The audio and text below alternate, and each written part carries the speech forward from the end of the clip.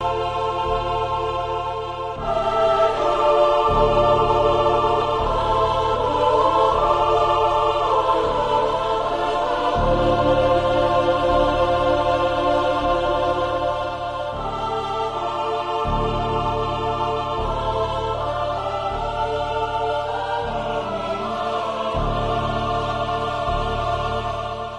welcome back to another deep dive into gaming. This time around we are talking about Final Fantasy X and Final Fantasy XII.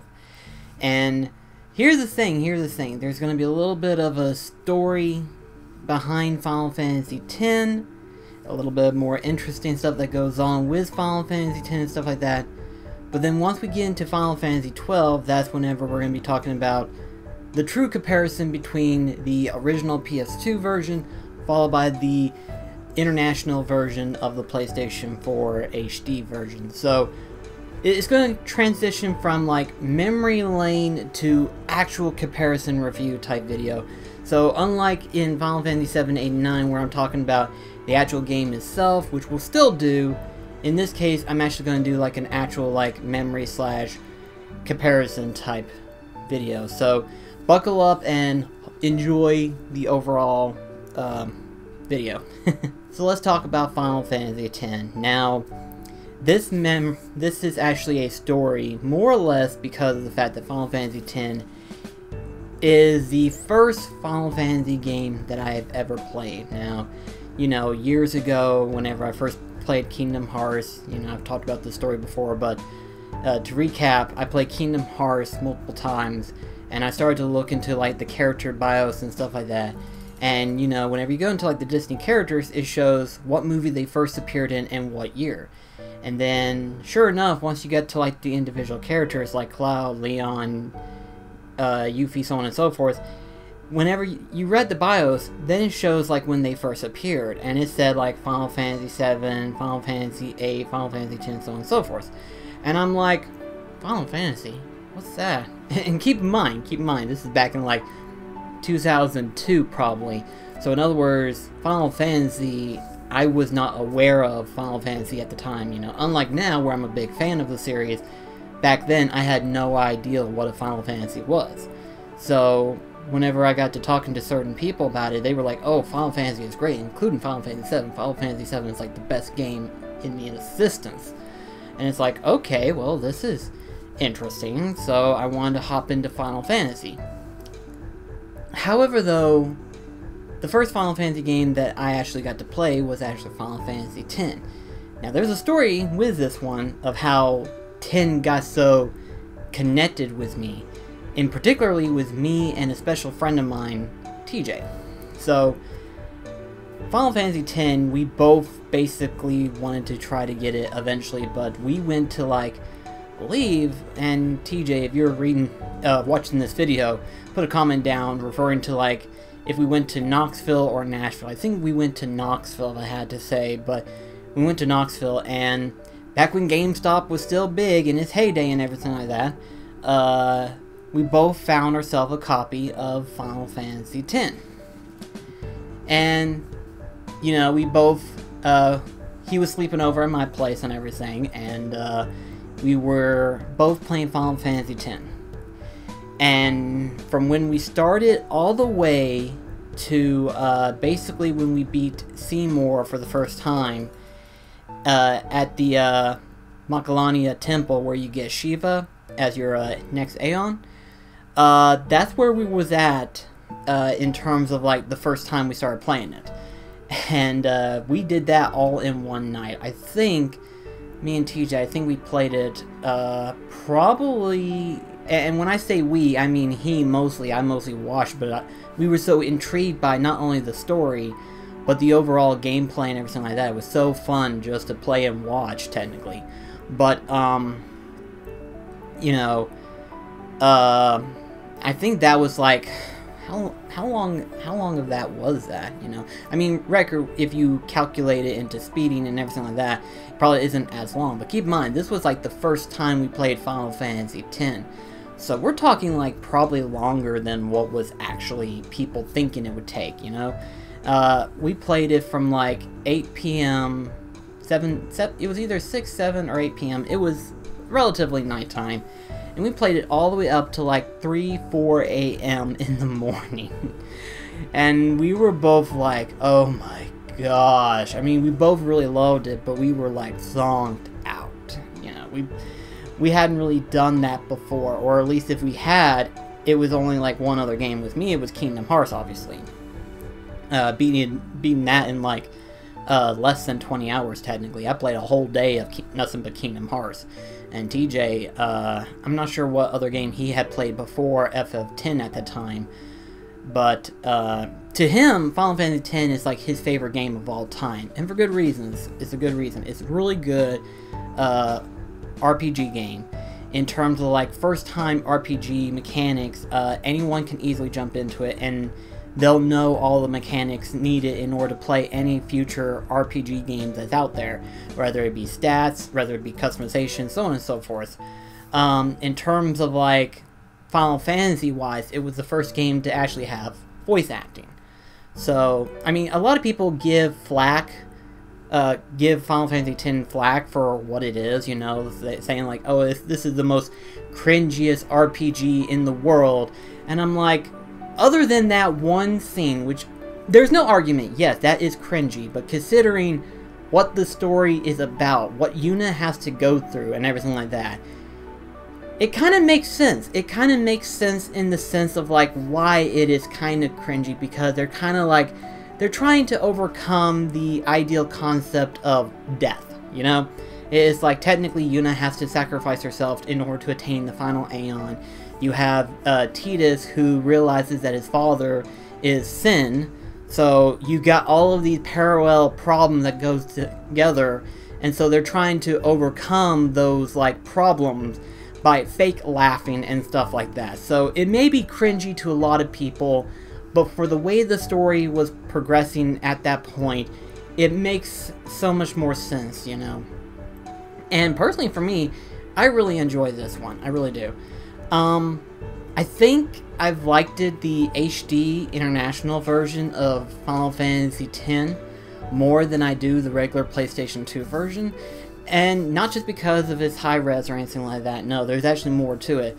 Obviously, you get to fight the Dark Aeons, you get to fight the secret boss of Final Fantasy X, but more so the Sphere Grid. I may be wrong, but I think the Sphere Grid is a lot different than what the original PlayStation 2 Sphere Grid is. I mean, record, if I'm not mistaken, you can choose to pick whichever Sphere Grid you want in the PlayStation 3 version of the HD, but overall, the Sphere Grid, and the Sphere Grid, that's the thing, the Sphere Grid is like the best mechanic out of any Final Fantasy game. I mean, yes, a lot of us like to level up our characters and stuff like that, but the Sphere Grid is like the best part, really, you know, in my personal opinion. When you think about Final Fantasy X, the Sphere Grid is like the best thing that's in the game. We all love the Sphere Grid. It's basically a skill tree, if you will, but it was like the best mechanic that was in the game, really. The second reason why Final Fantasy X is so good is that in terms of Aeon/Summons designs, these are like a lot of people's favorites, you know. Yes, you've got like Final Fantasy VII, Final Fantasy VI, stuff like that, but Final Fantasy X took the concept of the Aeons and Summons and designed them in a very nice detailed fashion. Keep in mind, this was back in the PS2, and they looked amazing back then still, you know. So, in my personal opinion, if I had to pick particularly my favorite designs of Summons, Final Fantasy X is definitely personal favorites, especially like Bahamut for that matter. Bahamut, when people think of Bahamut, they think of Final Fantasy X Bahamut. They don't just think of any other Bahamut that's out there. Bahamut is Final Fantasy X, you know. That's literally the staple that everyone chooses, and for good reason, because that is like the best looking one. Every other one kind of looks like your generic dragon almost, but Final Fantasy X's Bahamut is unique in its way. And another thing too that I like is the optional summons, like for example, Yojimbo, the Manga Sisters, as well as Anima. The way you get them is interesting. First and foremost, You have the fact that technically Anima is located in a secret area, and the only way you can actually attain it is if you activated the destruction spheres in the previous different temples that you go, you know. You have the option when you go through the Cloister of Trials, you have these destruction spheres, and by activating all the different destruction spheres, you have access to the main one, being that of Anima. Yojimbo is a different one, where the Cloister of Trials is going through a little mini dungeon, if you will, little mini cavern, fighting the monsters and getting towards the end, and then after that you then have to discuss on a price, you know, obviously. Now, you can easily figure out how to barter the best way in order to get Yojimbo, but the price for Yojimbo is pretty steep, and, you know, the way you get Yojimbo, you know, the way you train yourself in order to use Yojimbo the best way is to give it gil, and large quantities of gil. The more gil you give, the more likely it will use special moves and stuff, including like its ultimate move, which basically kills anything in one hit. Anything, including bosses, including the super boss, which I will admit, whenever I first tried to fight it, I got irritated and I decided to look up a guide on how to beat it easily.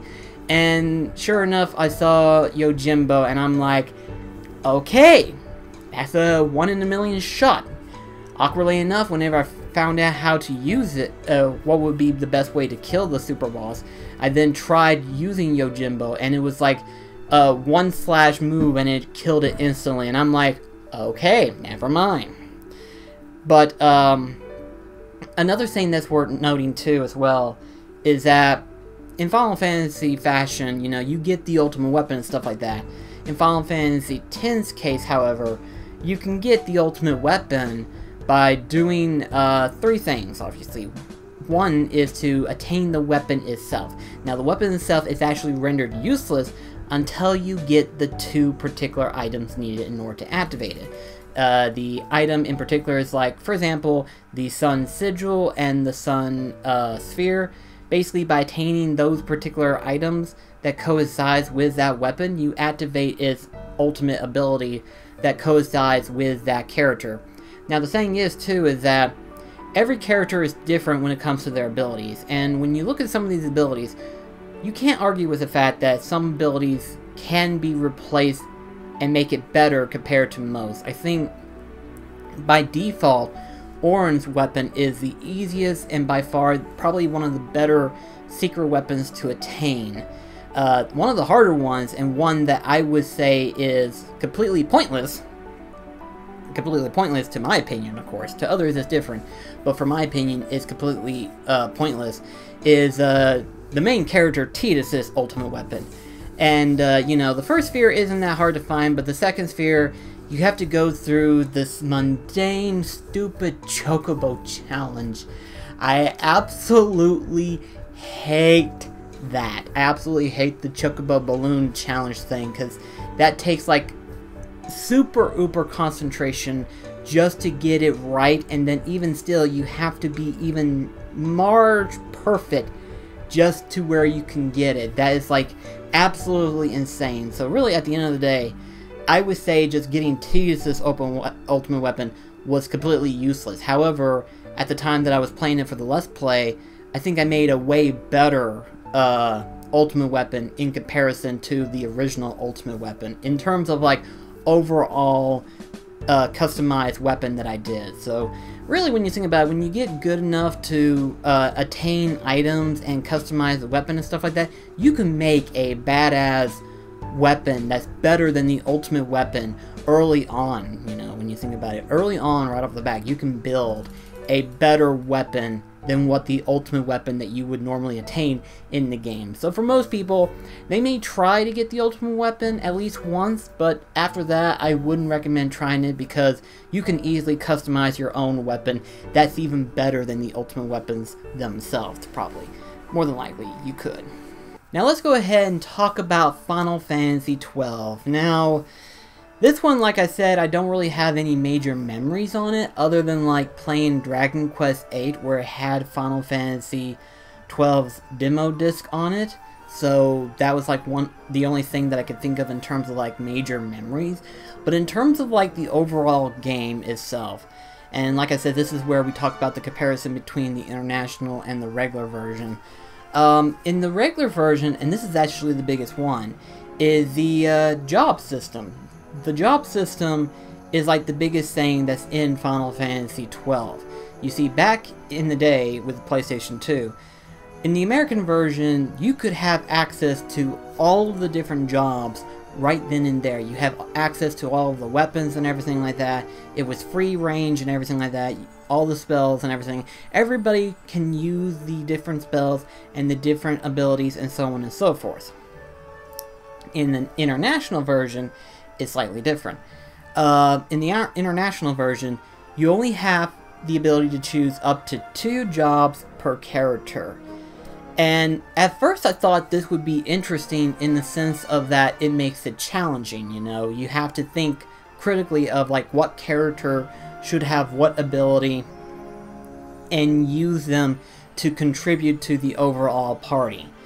And at first I thought this would be a great thing to have. However though, as you go further and further into playing the game and stuff like that, you find out real quickly it's not exactly all sunshines and rainbows. In fact, I think, in my personal opinion, the international version is hurt by the job system, or more or less the Zodiac job system. Because, again, you can only choose up to 2 jobs as you play through the game. There's no, like, third selection. In fact, if you were to actually make it selectable to have a 3rd job, maybe that might make it a little bit better, because then you have a little bit more variety of customization for your character.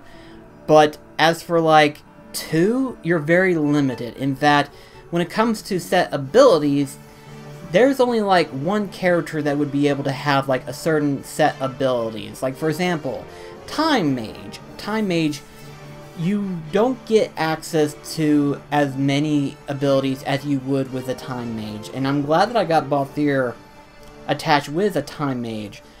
But in terms of like abilities, no other character, with the exception of like a handful of characters that can have access to like 1 or 2 off abilities that is designated for the Time Mage, is accessible. So in other words, like say if you were able to get Hastiga or Slowiga or so on and so forth, the Time Mage would be the only one that would actually have access to those particular spells. Now, the Time Mage also has access to different other abilities, like for example Berserk, Balance, so on and so forth, but it doesn't have access to like other status effect elements. For example, like Poison, Sleep, Mute, and stuff like that. Those are contributed to another class entirely. And, you know, again, on the one hand, I saw where they were going for. It would make sense as a challenge way. But in terms of, like, overall necessity, I think it kind of hurt it, you know. You know, it's one thing if you try to make it restricted based on, like, your level progression in the game. That's one thing. But to only have 2 jobs per game selected per character, that is, like, it kind of hurts it in my personal opinion. I think it does. At first, whenever I heard my friend Brandon talking about this game and of how the Zodiac job system kind of hurt it drastically, I was thinking to myself, I was like, well, he didn't really play it as far, so I figured if I just play through it and play it all the way through and stuff like that, maybe it might be a little bit better, maybe it might be a little bit likable. But after playing it all the way through and only realizing you can only pick up to 2 jobs per character, it's not exactly a good aspect as what I was hoping it would be. I was actually hoping that you would have at least maybe a little bit more selection. And when it comes to abilities, yeah, you are very selective in that category. The good thing is that it is not permanent, by no means, no. It is very much where you can talk to a particular NPC character and he can help you reset your character in terms of like job setup. In other words, you can talk to him, he'll flush out the board. You keep your license points. So in other words, you don't have to go and regrind license points all over again. Instead, you can rebuild the character with the license points that you've worked up to that point and just re-customize everything. So if there was a, say for example, there's a particular build that you didn't like the way your character was looking and you wanted to pick a different set of jobs at Access, you can talk to this guy, he'll flush out that character's board, and you can reselect the 2 jobs that you want that character to have and work your way there. So in other words, it makes sense to have that option. It's not completely permanent, which is nice, so that's one thing I can say. Another thing, and I think this is actually the one where I think, depending on the person, this is more or less of a cheap way of doing it. But technically in the game, there's this thing called trial mode, and I didn't know what that was. I thought stupidly, and I thought, is this like demo trial mode? If so, why is that there? But no, it turns out that's actually a event to where you can actually go through the game, fight off like different hunts and bosses and stuff like that to work your way up to the very end. And it gets a lot harder as you go on. In fact, the furthest I've gotten in that one is like up to like trial 70 or something. I hadn't gotten any further than that, and that's only because of how difficult it can get. But you can use that as a way of grinding for stuff. You can use it to not only grind for like license point, record you don't get any experience, but you get license points out of it, so you can build your license board really quickly with that trial mode. But then you also get like items, guild, so on and so forth. You can use that to your advantage in order to build up to start the game relatively new. So in other words, say you start the game and you get as far as like starting to play as Vaughn. You can actually go in there and play through trial mode and build up a good arsenal of items and stuff to help you on your journey playing through the game. So I think trial mode is a handicap rather than an actual trial mode, you know. It's not like a challenge mode. It's more of a, hey, this can help you progress in the main story and stuff. You get a lot of items, a lot of weapons, accessories, so on and so forth, and you get license points out of it. It's a really good grinding tool to use. And, you know, again, the HD Zodiac Age version of Final Fantasy XII, it kind of goes back and forth for me of like how well it is, you know. If you had to argue with it, my least favorite part about Final Fantasy XII is unfortunately the Zodiac job system. Because unlike in the original PS2 version, you had hands-on to have a free range of picking what particular weapon, everything is at Access, and you can max out the board anytime you wanted to. Record, it would take a lot more license point, but you had a freedom of access when it comes to that. In the International Zodiac Age version, you're very limited in terms of like abilities and spells and stuff based on like what job you pick. It's not a bad thing because of the fact that you do get to choose between a total of 12 different jobs, but in my personal opinion, I think they should have had it to where you can pick up to 3 opposed to just the limited of 2 jobs. I mean, record, you're not restricted of like healing spells by that matter. No, it's a good thing that you do actually have different jobs like the Red Mage and stuff where you can use healing spells and everything, but you're not able to help your party survive everything. You're still going to have to use a lot of HP potions and stuff like that depending on how far in the game you are in. But my personal opinion, my personal favorite part of Final Fantasy XII overall, not just Zodiac in regular version, just overall Final Fantasy XII, my favorite part is actually the Gambit system. The Gambit system is very strategic. You know, very early on in the game, you can like fix up the Gambit system any way you want to. And when you get further and further, by getting different abilities, different Gambit systems and stuff like that, you can pick out how your character is going to be fighting out in the field. And to me, that's actually like the best part of Final Fantasy XII. At the same time, depending on how far you get into the game, it can get boring relatively quickly. However, though, in the Zodiac Age, you know, towards the final part, it did get actually a little bit hectic at times. But then again, at the time, I wasn't at a full level 99. Instead, I was kind of like at that level 70, level 80 range. And even then, it was still a little bit challenging to that degree, you know. Record, I didn't die a lot until I got to like the final boss. But after that, it wasn't as bad. Now, Final Fantasy XII, for me, is notorious for a particular reason. And for me, this is actually probably one of those things that I will never do, even though in the international version, there is that fast forward mechanic, which would probably help.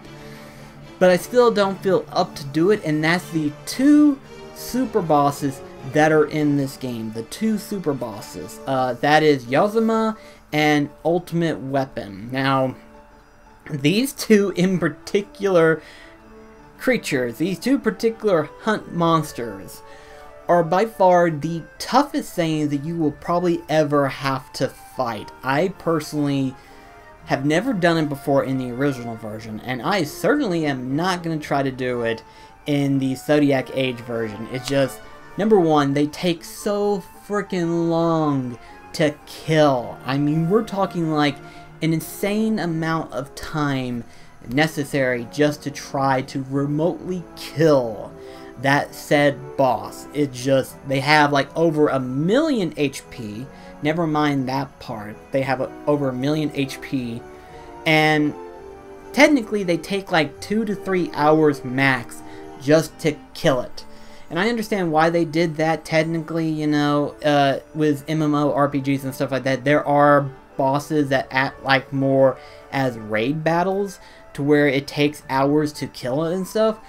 But when you build a game for like a single player campaign, you don't want a boss that can take hours on end just to kill. You want a boss that's challenging and difficult to beat, but you don't want a boss that's like takes hours on end just to kill, because at the end of the day, it's not just challenging and it gets repetitive towards the end, but it also gets boring too. It's just one of those things where it's like, you don't want a boss that has that much HP and that takes forever, because at that point it's just nothing but a giant meat shield with a giant freaking Gatling gun, and it aims right at your direction. You're dead. It's just, I hate those things. Again, I probably will never do it in my life, but if I ever do, which someone stop me please, if I ever do attempt to try something like that, which I'll never do, but still to that degree. So, but that is my deep dive into gaming involving Final Fantasy X and Final Fantasy XII. So, that's funny, you know, it's funny of how I technically have a deep dive into gaming involving almost every Final Fantasy game out there. With the exception, obviously, with the MMORPGs like 11 and 14. But there is, however, one more Final Fantasy game that I do need to do a deep dive into gaming, and that's not going to happen until probably within the next couple of months. But we'll see how that goes. But anyway, though, guys, thank you so much for watching. Let me know in the comments below, of the 2, which one is actually your favorite Final Fantasy? Final Fantasy X or Final Fantasy XII? I think I might know which one it is, but depending on the opinion, I think it's pretty free roam from there. But thank you so much for watching, and I'll see you in the next video. Take care, guys.